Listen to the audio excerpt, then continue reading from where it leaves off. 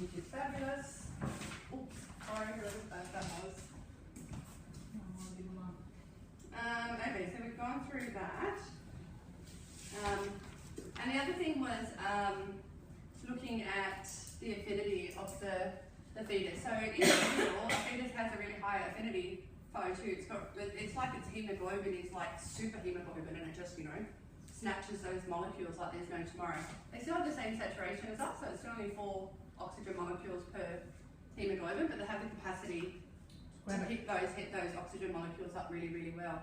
But if the baby's had if there's been any fetal blood loss, obviously it's not going to have as much hemoglobin, so its affinity to O2 is not going to be as great, simply because it doesn't have enough hemoglobin stores.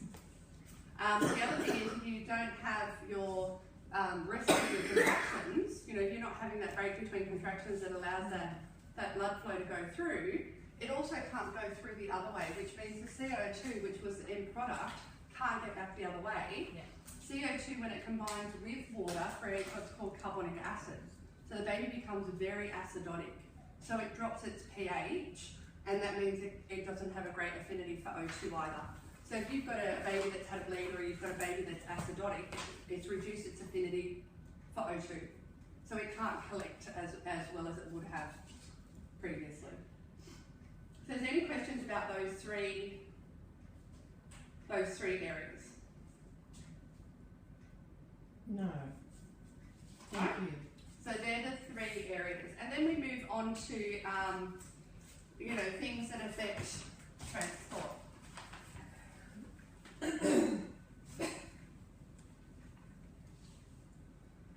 Alright, so back to uterine rest is the biggest one. So when you're reading your CTGs and you're looking at, you know, your parameters for your baseline rates and your accelerations, your variability and your decelerations, you can't forget to look at your contractions. So what would be our normal acceptable contractions in a 10-minute period? 4 max. Max. Yep, so we're going to look at 3 to 4 in 10. Yeah? So if you've got a trace where you're looking at it and someone's got 7 contractions in 10 minutes, that baby is not having 60 to 90 seconds of rest. If the baby does not have 60 to 90 seconds of rest, that means it's got reduced blood flow, therefore it's got reduced oxygen, therefore the baby is going to start doing things like increasing its heart rate, shutting itself down peripherally to centralise its oxygenation. Yeah? So we need to make sure every single CTG we read, we must be looking at the contractions. Now, it's not enough to put a TOCO on, look at your CTG and say, there's my contractions, they're fine. Okay, you need to be palping a woman to make sure that you can feel the contractions, that the TOCO is picking it up, you haven't got it misplaced. If it's sitting off fundus, it might not be picking up, and then you get those, you know, shitty little, you know, they just look like an irritable uterus, and she could be fully contracting, but you've got a TOCO in the wrong place, or it's sticking up. You know, some women who have, like, when you go to put it on the fundus, and you find that you go and you're like, oh, look at that, when you've looked at your. So be really aware that when you're monitoring a woman, and for me, best practice would be when I put a CTG on to stand there, you know, sit there, chat with her whilst palping to get a really good idea of the strength of her contraction by feel. Okay, and the breath that she has in between. So the moment you see greater than 3 to 4, you need to be thinking about. So I've been involved with, you know, looking at CTGs from patient safety, where midwives have documented 8 contractions in 10 minutes, and 2 hours later the CTG is still on. Really? And you've got reduced fetal well-being subsequently. So it is really important. So there was great focus at the outset of all the things up the top, but even though they've identified, it didn't trigger that, holy shit, underneath that baby's not having any rest. If the baby's not having any rest, it's not getting any oxygen. So it's really important for you to go back to that physiology and understand exactly why that baby requires the uterine rest. So cord events. So if you've got like a knot in your cord, or the cord's trapped or whatever, then obviously it's being compressed. So if the cord's being compressed, it means reduced blood flow, reduced oxygen, and all of those things happen with the baby again. And that's in terms of transport, because that's how it's transported, by the cord. Can I go back? Yep. safe number for contractions in a 10-minute time frame. Mhm. But you know when you've got those contractions that are long and Yep. strong Yep. and come down and they're sort of nearly one on top of the other and then you've got that break. So Yep, so that's where we go to looking at what we call a tachysystole. So what does tachysystole mean? fast. Too much. More than 5, but that's more than 5 in 10. No, but don't preempt me. Okay. Sorry. So tachy, too much. Same Yes. as tachycardia, too much beating. Yeah? And then you can have a hypertonus. So hypertonus is exactly what you're talking about, that if you've got 4 in 10, they might look like this, but with a hypertonus, you're going to have, so you still might only have 4 in 10, but they're lasting for longer than 2 minutes per contraction. Yeah. So if you get a hypertonus, it also means you're not getting uterine rest. So you can have a tachysystole, which is greater than your 4 in 10, or you can have a hypertonus, which you may have 3 to 4 in 10. They might be lasting 3 minutes. And why is her uterus contracting for that period of time? Because in that period of time that her uterus is contracting, the baby has no blood flow. If the baby has no blood flow, the baby has no oxygen delivery. If it has no oxygen delivery, it has no capacity for ATP, because it needs both the oxygen and the glucose to produce the ATP. So the baby will start to compensate in various ways that we'll get to. Yeah? Happy with that? If you have a change in your parameters, and particularly you'll see a change in your variability, then it's a hyperstimulation. So you can have a tachysystole and a hypertonus that haven't changed the fetal well-being in terms of its parameters. But you obviously need to put things into place. If it's on Synto, you turn the Synto down or off, or if she's not, maybe Terbutaline, depending on what the clinical circumstance was. But a hyperstimulation of a uterus affects the baby. And you really do need to know these terms. And I only remember them, that the tachy is too many, and then that reminds me what the others are. Because they will ask you questions in the exam and they will use those terms. Because they're expecting that you will know those terms, and that's how you'll be able to answer the question. So hypertonus and tachysystole is what they are, but hyperstimulation is what causes it. Well, no, hyperstimulation causes fetal, like changes to fetal well-being. So if you have someone that you classify as a hyperstimulation, you can see on the fetal trace that there's changes in the parameter, and most predominantly it will be in the variability. Because what happens with variability, remember, variability is this interplay between parasympathetic nervous system and sympathetic nervous system. That's what your variability is. So I think what Beck was saying, one of those two things. No, she asked if that caused it.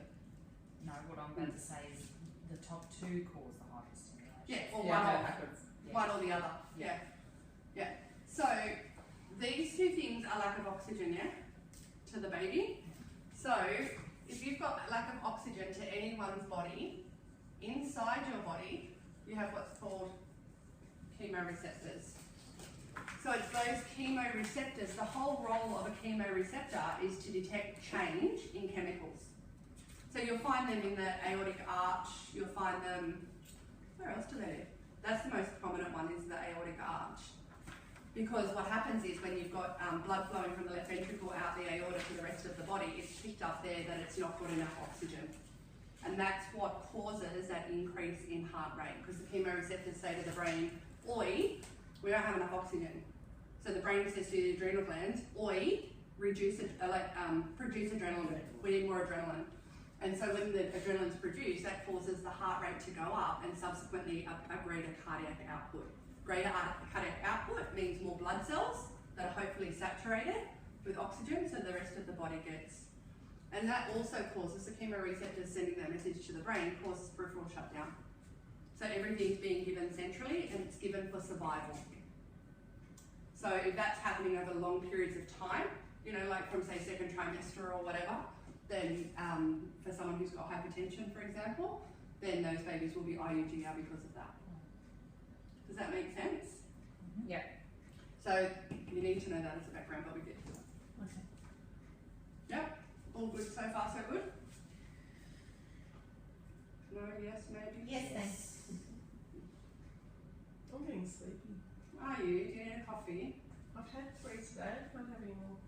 Hey? I can't have any more, I've had 3. Oh God, I don't know how I'll be many I've had. hyperstimulated. So what does this say? The CPG below is of a fetus with a significant arrhythmia that is being monitored with a fetal oxygen saturation probe.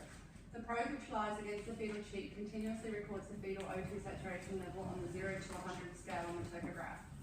Start the animation to see how the saturated oxygen levels change over this 10-minute period in association with the uterine activity. Alright, let's have a look, okay? We can all see that. We can see the uterine activity there. We can see that probe. Let's start and see what this is all about.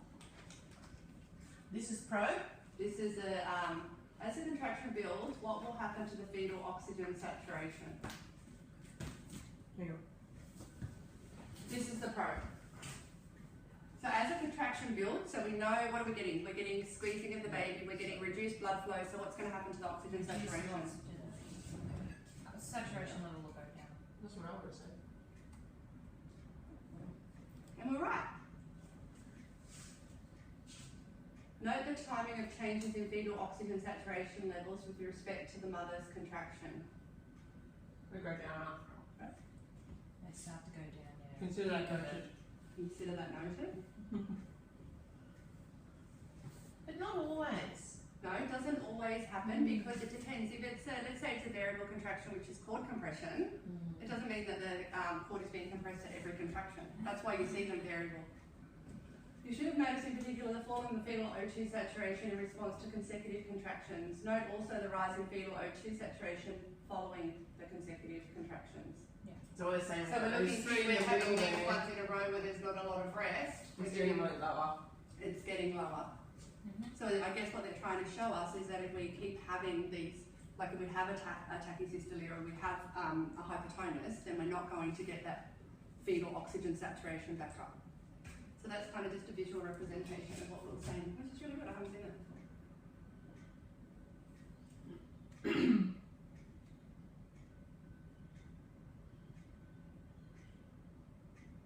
So we're okay with that fetal physiology? Now, in the we go page by page. That's exactly. I haven't missed anything, have I? Because I've sat here and just I pressed. didn't see that. You might not have the introduction pages because I was sitting there pressing control print at every page. I've got control of the fetal heart next. Yeah. Control of that. Yeah, that one. Same as, you know. We all have. Okay, let's see what we've got here. I can step up your order. Umbilical artery Dopplers. No. No. No. So we missed a bit. Must have missed a bit. Sorry. Probably missed a whole section. Or it might be a different thing. No, it's. Umbilical artery Doppler, so it's just something different. Found it. Alright, so pregnancies complicated by early onset growth restriction demonstrate a progressive increase in umbilical artery resistance with advancing gestation, culminating in absent, reversed end-diastolic flow. Now he is actually really quite good in saying Mark, in explaining all of these on the day. And they're certainly not my area of expertise, but he can go through how to read them on the things. So we'll just leave that to him being the expert in that. And what you do need to know is that in some of the questions, they'll say like, I think on one of ours it says an AFI of 12.5. So it's like, well, how do I know the AFI of 12.5 is normal or abnormal if I'm not consistently reading Doppler flows? You know, or if I'm not looking at what an amniotic fluid is. Like, how do I know what that level is? Am I meant to know what that level is? And we spoke to him, and he said it'll come back on all of it. So they'll do the AFIs, they'll do all your Doppler studies, and it will come back as a ratio that tells you, like on a scan. Yeah. And I'm like, oh, okay. Like it's in the test that asks me what it is, am I meant to know what it is? But anyway. So Doppler changes are associated with fetal hypoxia and acidosis, and obviously increased perinatal mortality and morbidity.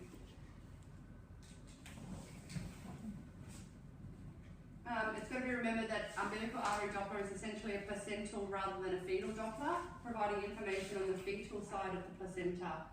Flow velocity measurements performed at this level represent downstream resistance, namely those that